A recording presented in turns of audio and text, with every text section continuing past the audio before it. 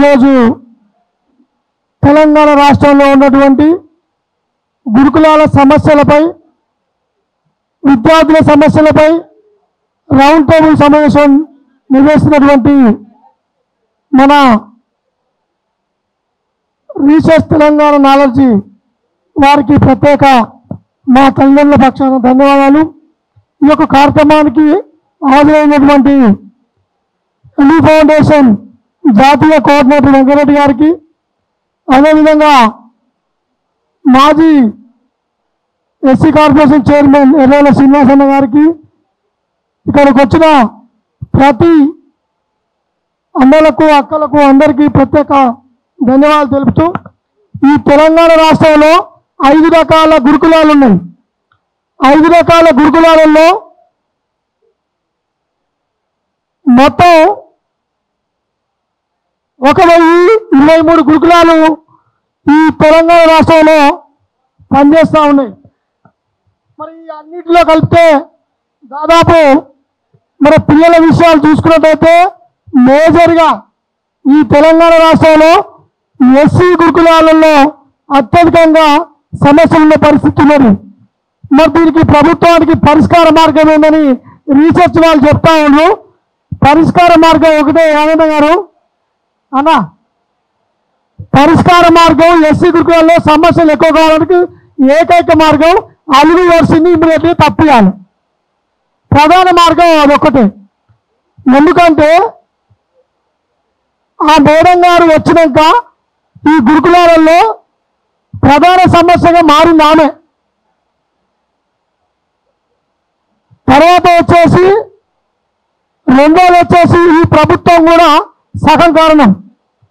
ప్రభుత్వం ఏమంటుందంటే ఈ గురుకులాల్లో ఉన్నటువంటి 36,000 మంది విద్యార్థులకు, ఎస్సీ విద్యార్థులకు అన్యాయం చేసింది. ఈ సంవత్సరం 36,000 మంది విద్యార్థులు చదువుకోకుండా వివిధ పాఠశాలలో చదువుకోని గెంటి పారేసింది. అంటే గత ప్రభుత్వం 1023 గురుకులాలు తీసుకొస్తే ఈ ప్రభుత్వము 36 గురుకులాలను ఎత్తివేసింది. అంటే 36 గురుకులాల్లో ఒక గురుకులంలో 6,500 మంది లెక్కేయండి. ఎంతమంది పిల్లలకు అన్యాయం చేసింది అనేది ప్రధానంగా కనిపిస్తూ ఉంది. మరి సెక్రటరీ కార్యాలయానికి పోతే గతంలో ఉన్నటువంటి సెక్రటరీలు డాక్టర్ ఆర్ఎస్ ప్రవీణ్ సార్ అయిపోయింది, మల్లయ్య భట్ గారు అయిపోయింది, గతంలోని కార్యదర్శులు ఎక్కడ సీట్లు ఖాళీ ఉన్నాయో లిస్టు వెంటనే ఏ రోజుకు ఆ రోజు బోర్డు మీద పెట్టుకొని ఎక్కడైతే ఖాళీ ఉందో వాళ్ళే రాసేది. కానీ ఇప్పుడున్నటువంటి సెక్రటరీ గారు ఏం చేస్తున్నారు, ఆమెకి ఎక్కడ సీటు ఖాళీ ఉందో తెలియదు. ఇప్పుడు ఏ సెక్రటరీ కానీ ఎక్కడ సీటు ఉందో ఖాళీ తెలియదు. ఆ రిపోర్ట్ తెప్పించుకోరు, వాళ్ళకి సీట్లు రాయరు. ప్రధానంగా ఎంపీ లెటరు, ఎమ్మెల్యే లెటరు, మంత్రుల లెటరు, ఈ లెటర్ల మీద సమాచార హక్కు చూడండి. ఈ లెటర్లకు సీట్లు ఇచ్చింది. మేము పోయి గట్టిగా మాట్లాడితే ఏమంటారు సెక్రటరీలు, పాపం కొత్తగా వచ్చింది కాంగ్రెస్ ప్రభుత్వం, వాళ్ళకు ముందుకు పోవాలంటే వాళ్ళ సీట్లు ఇవ్వాలని వాళ్ళే చెప్తున్నారు. డైరెక్ట్ వాళ్ళ అధికారులా లేదా పార్టీ ఏజెంట్లా? అధికారుల పార్టీ ఏజెంట్ల మీడియా మిత్రులు ప్రత్యేకంగా రాయాలి. ఎందుకంటే వాళ్ళు పార్టీ కార్యకర్తలుగా పార్టీ రాష్ట్ర కార్యవర్గంలో చేరినట్టున్నారు ఈ సెక్రటరీలు అందరూ, ఈ డీసీఓలు, ఈ ఆర్సీఓలు. ఇక పోతే ఫుడ్ పాయిజన్ అంటున్నారు. ఫుడ్ పాయిజన్ కావడానికి ప్రధాన కారణం ఒకటే, వాళ్లకు బిల్లులు ఇవ్వకపోవడం.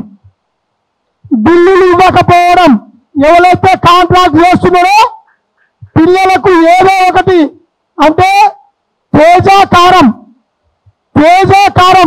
వీళ్ళు కారం ప్యాకెట్లలో పేరు పైన ఉంటుంది ఆశీర్వాద్ అని, అది ఆశీర్వాద్ కాదు, తేజ కారం, డూప్లికేట్ కారం. ఈ ప్రభుత్వం వచ్చినాక మొత్తం డూప్లికేట్ వస్తువులే సరఫరా చేస్తుంది. ఒక్కసారి కూడా మీరు ఇప్పుడు రేపు వెళ్ళండి, పల్లీలు ఏ రకం నెంబర్ 1 ఉందా లేదా, కందిపప్పు నెంబర్ 1 ఉందా లేదా, అక్కడ చింతపండు నెంబర్ 1 ఉందా లేదా, వాళ్ళకు మొత్తం కాగితంలో ఉంటాయి. కానీ ఆడ ఉండేది మాత్రం 3వ రకం, 4వ రకం. అంటే ప్రభుత్వ లోపం ఇది. వీటి మీద మాట్లాడే ధైర్యం, దమ్ము నిలదీసి అడిగే ఏ సంస్థ అయినా సరే, ఏ రాజకీయ పార్టీ నాయకుడైనా సరే దీన్ని ఫస్ట్ ప్రశ్నించండి. ఫుడ్ పాయిజన్ కావడానికి ప్రధాన కారణాలు ఇవే, వేరే ఏవి కావు. ఇంకో రెండు, శుభ్రత అసలే లేదు. గత ప్రభుత్వంలో ఉన్నటువంటి పూర్వ విద్యార్థులు టెండర్ చేసేది భయానికి భక్తికి, నా పిల్లలు ఏమవుతారో అని ఆ టెండర్లలో మంచి ఫుడ్ పెట్టేది, ఫుడ్ పాయిజన్ కాకుండా ఉండేది. కానీ ఇప్పుడు ఏమంటుంది తెలుసా, యూనివర్సిటీ మేడం పెట్టేది, మిగతా సెక్రటరీలు ఈ పూర్వ విద్యార్థులు కావాలని ఏవో చేసి ఫుడ్ పాయిజన్ చేస్తున్నారని చెప్తున్నారు. ఇది చాలా దుర్మార్గం అండి. అంటే అందులో చదువుకున్న పిల్లలు వాళ్ళు కాంట్రాక్ట్ టెండర్ చేస్తే ఇన్ని సంవత్సరాలు ఫుడ్ పాయిజన్ కాలేదు, మరి ఇప్పుడు ఎందుకు అవుతున్నాయి అంటే వాళ్ళని తీసేసి వేరే వాళ్ళే పెట్టిరు. వేరే వాళ్ళు ఏమి వాళ్ళు ఇష్టం షావుకారులు పెట్టిరు, కొంతమంది పెద్ద పెద్ద టెండర్ చేస్తారు వాళ్ళే పెట్టిరు. వాళ్ళకి ఏం బాగుంది, వాళ్ళ పిల్లలు లేరల్లా. అందుకోసమే ఈ రాష్ట్రంలో ఈ ప్రభుత్వం వచ్చినాక 100 మంది పిల్లలు చనిపోయారు. కానీ కోర్టు తీర్మానం ఏమిచ్చింది, 48 మంది చచ్చిపోయారని మాత్రమే ఇచ్చింది. కోర్టు జడ్జిలు దొంగలే. 100 మంది పిల్లలు చనిపోతే ఏమయ్యా జడ్జిలు ఈ ప్రభుత్వానికి ఒత్తాస పలుకుతున్నారా మీరు కూడా? మరి న్యాయం ఎక్కడ ఉంది? మేము ఎక్కడ అడగాలి, ఎవరిని సంప్రదించాలి? అంటే ఈ న్యాయ వ్యవస్థ కూడా 100 మంది పిల్లలు చచ్చిపోతే 45 మంది పిల్లలని నేను పేపర్లో రాసింది, పేపర్ నా కాడ ఉంది ఇప్పుడు. అంటే ఈ విధంగా ఇకపోతే మొన్నటికి మొన్న కొంతమంది పిల్లలు ఎందుకు చనిపోతున్నారు అంటే 5వ తరగతి పిల్లగానికి ఆదిలాబాద్లో సీట్ ఇచ్చింది, సూర్యాపేట అబ్బాయికి. సూర్యాపేటకి మళ్ళీ ఆదిలాబాద్లో ఇచ్చింది. అంటే చిన్న పిల్లవాడు, చిన్న అమ్మాయి 450 కిలోమీటర్ల రైలు ప్రయాణంలో పోయి అక్కడ చదువుకోవాలి. ఇది ఇక్కడ సెక్రటరీలది, ఇక్కడ రేవంత్ రెడ్డి విద్యాశాఖ మంత్రి నైపుణ్యం, ఆయన విద్యా తెలివి ఈ విధంగా ఉండాలి. మేము పరిష్కారాలు చెప్తా ఉన్నాం. సీఎం గారు ఫస్ట్ తల్లిదండ్రులతోటి అదేవిధంగా విద్యార్థులతోటి ఒక సమావేశం నిర్వహించాం లేదు. అదేవిధంగా మేము ఒకటే చెప్పినాం, అమ్మ సెక్రటరీ గారు, సైదు సార్ గారు, అదేవిధంగా ఇక్కడ ప్రిన్సిపల్ సెక్రటరీ గారు, కొత్తగా వచ్చినటువంటి ప్రభుత్వ సెక్రటరీలకు ఒకటే చెప్పినాం, మాతో సమావేశం ఏర్పాటు చేయండి. ఒక గురుకులాలకు 5 మంది చొప్పునే వస్తాం, మీరు ఏది అడుగుతారో అడగండి, అన్ని చెప్తా ఉన్నాం. పరిష్కార మార్గం అడిగినాం, లేదు. మరి ఎవరు పరిష్కారం చెప్పాలి? ఈ ప్రభుత్వానికి పరిష్కార మార్గాలు చెప్తాడు చెప్పని పరిస్థితి ఈ విధంగా ఉన్నది. ఇకపోతే మొన్నటికి మొన్న మరి 80,000 కాలేజ్ సీటు ఖాళీ ఉన్నాయి ఇంటర్మీడియట్. మరి ఏంది మేడం గారు, స్పాట్ అడ్మిషన్ నిర్వహించాను. స్పాట్ అడ్మిషన్ నిర్వహించడం మనం నిర్వహించడం జరిగింది. మొన్న సీటు నింపుడు సార్, అది కూడా మేము తల్లిదండ్రులు కొట్లాడంగా ఇకపోతే 5th నుంచి 10th వరకు స్పాట్ అడ్మిషన్ పెట్టాలి. ఇంతవరకు పెట్టకపోవడం వల్ల తల్లిదండ్రులు మొత్తం రోజు దాదాపుగా 100 నుంచి 200 మంది BC welfare, SC welfare, minority welfare, general welfare, గిరిజన వెల్ఫేర్ ఇలా చుట్టూ తిరుగుతూ ఉండరు. ఒక తండ్రి ఇక్కడికి రావాలంటే మినిమం 1000 రూపాయల ఖర్చు.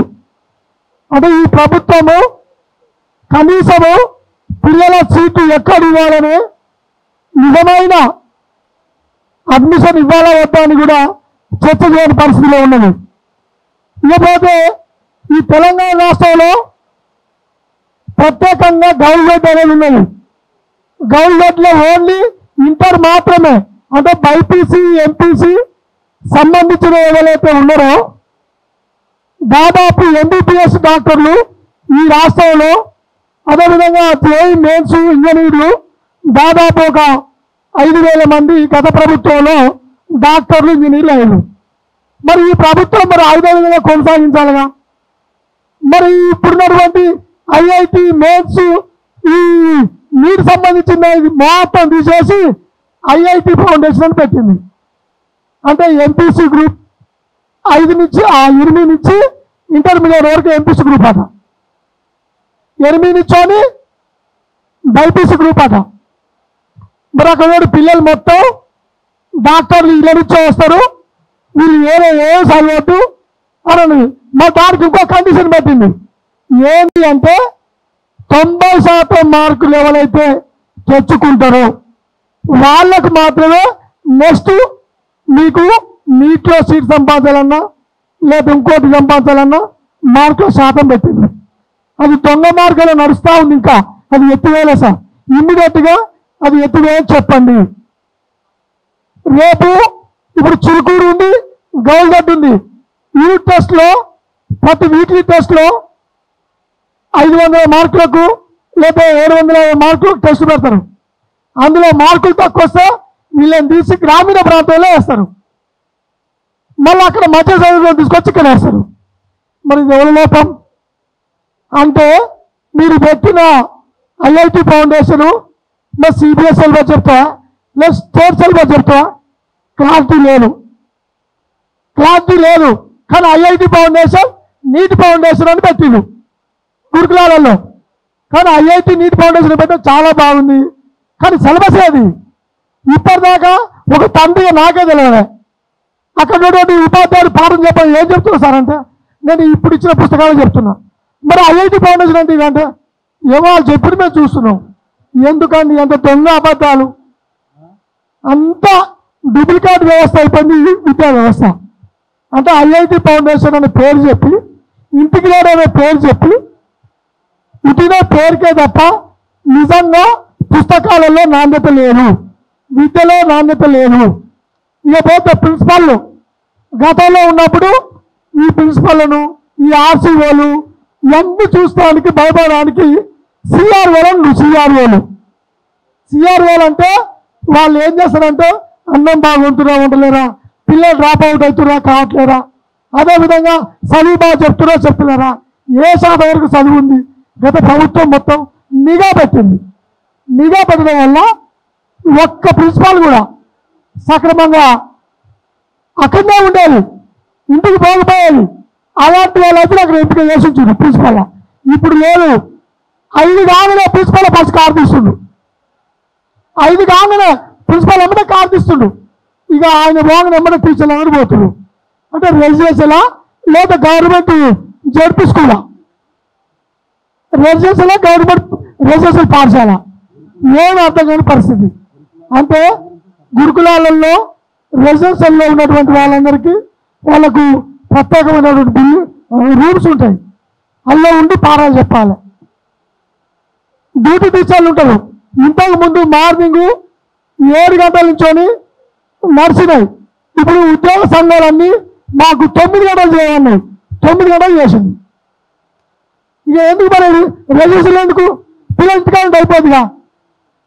పిల్లల సౌకర్యాలు, పిల్లలకు సంబంధించిన స్టడీ అవర్స్ లేవు, పిల్లలకు రిటర్న్ టెస్టులు లేవు, రెసిడెన్షియల్ హాస్టల్లో ఉండవలసిన ఎదుగులు లేవు. మరి ఇవన్నీ కూడా ఈ ప్రభుత్వం దాదాపు తక్కువ చేయడం జరిగింది. కాబట్టి ఇవి ఉన్నాయి. ఇకపోతే కస్తూరిబా కేజీబీ పాఠశాలలో మేము ఒకటి అడుగుతున్నాం సార్, ప్రభుత్వం చెప్పండి. గురుకులాల్లో ఏ విధంగా ఉన్నాయో కేజీబీ సేమ్ అదే. కేజీబీలలో కూడా సరైన విద్యా విధానం కొనసాగించాలి. ప్రత్యేక COEలు కూడా కేజీబీలలో పెట్టాలని కోరుతా ఉన్నాం. ఇక జనరల్ బీసీ గురుకులాల్లో ఉన్నటువంటి భవనాలు ఇంత వర్షం వస్తుంది, బిల్డింగ్లు మొత్తం కురుస్తున్నాయి, పిల్లలు ఒక మూలకు ఉంటారు. ఇప్పుడు మీరందరూ పోండి, ఇక్కడ ఉన్నటువంటి షేక్పేట ఉంది, పోయి చూస్తే బిల్డింగ్లు మొత్తం పిల్లలు ముడుచుకుంటారు. భువనగిరి ఉంది ఇట్లా ముడుచుకుంటారు, మోత్కూరు ఉంది ఇట్లా ముడుచుకుంటారు, ఆదిలాబాద్ ఉంది ఇట్లా ముడుచుకుంటారు, జగిత్యాల ఉంది. అంటే భవనాలు కూడా చక్కగా లేవు. అలాంటి పరిస్థితి ఉన్నది. అంటే బిల్డింగ్ల వ్యవస్థ కూడా బాగాలేదు. ఇలాంటి వ్యవస్థతోటి ఉన్నది కాబట్టి చెప్తా ఉన్నాం. ఇకపోతే ఏకలవ్య గురుకులాలలో ఇవన్నీ కూడా ప్రభుత్వంలో సంబంధించిన నాణ్యమైన విద్య రావడం కోసం మరి ఒక అమ్మాయిలకు మాత్రమే హాస్టల్ ఉన్నది, అబ్బాయిలకు కూడా ఏకలవ్య గురుకులాల్లో హాస్టల్ వసతులు కల్పించాలనేది మేము ప్రధానంగా చెప్తా ఉన్నాం సార్. ఇకపోతే ఈ తెలంగాణలో ఉన్నటువంటి కోడింగ్ పాఠశాలలో కోడింగ్ సంబంధించిన విద్య అన్ని పాఠశాలలో ఉండాలని కోరుకుంటూ ఈ అవకాశం ఇచ్చిన మీ అందరికీ ప్రత్యేక ధన్యవాదాలు. Thank you.